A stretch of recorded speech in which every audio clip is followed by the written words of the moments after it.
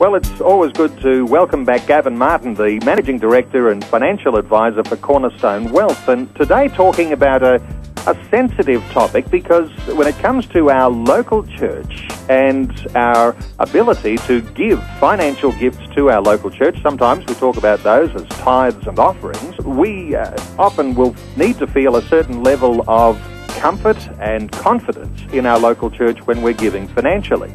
And so to talk about giving in the local church context, Gavin Martin is back with us today. Hi Gavin, welcome to 2020. G'day Neil, great to be back with you again.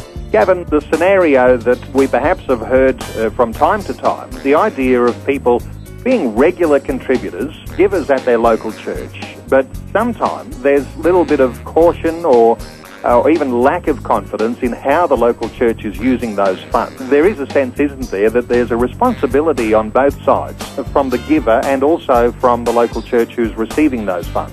Yes, you'll often find that our finances are our last part of the commitment process when we're getting involved with a church. You might start going to church or move churches, and you'll get a commitment level by attending there.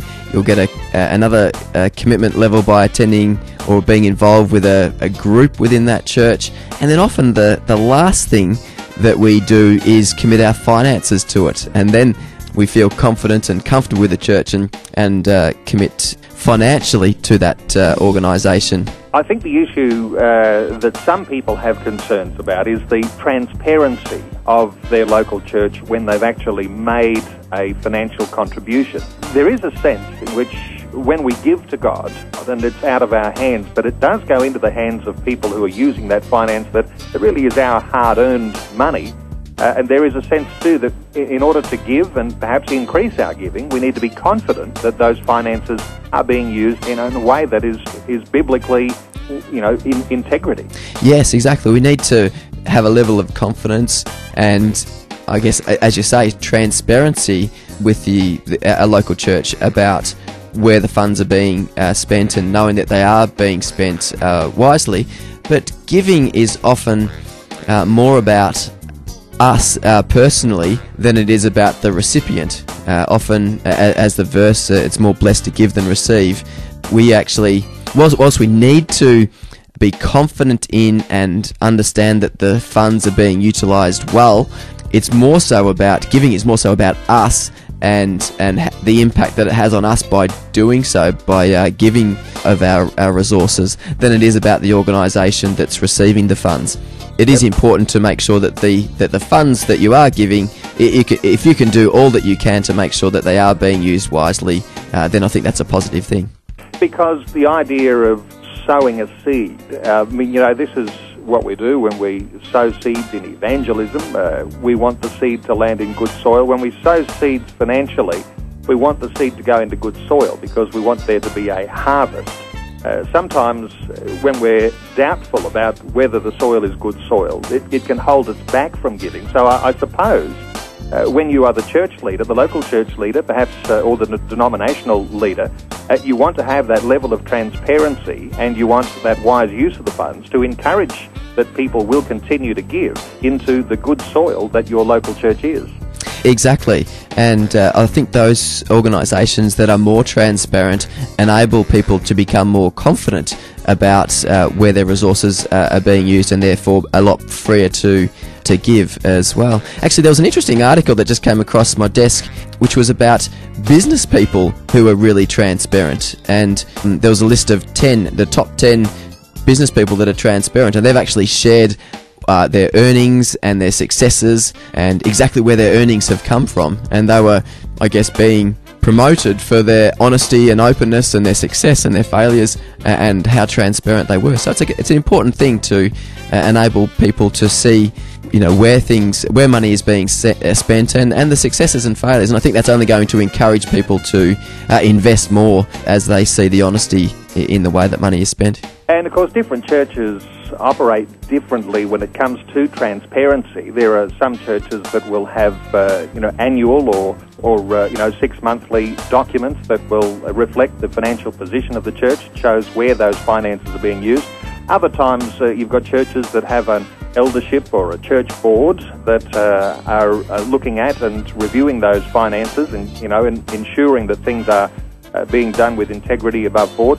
Also, you've got the denominational church officers that are in charge of administration, that are auditing church books on an annual basis, and there is a sense in which you can feel confident that there are processes in place, but you sometimes need to be assured that those processes are actually being undertaken so that you have that confidence to give. Yes, exactly. Different churches use different mechanisms to report and provide the transparency, but I guess there's that scripture that says where your treasure is, that's where your heart will be also. So that might be actually a prompting to say that if you haven't potentially been giving to your local church organisation, then perhaps you could do that, and then you'd be paying more attention to where the funds are being invested, and potentially could get involved with that as well. So encouraging people to make that investment, and therefore you'll have a vested interest in making sure that it is utilised well.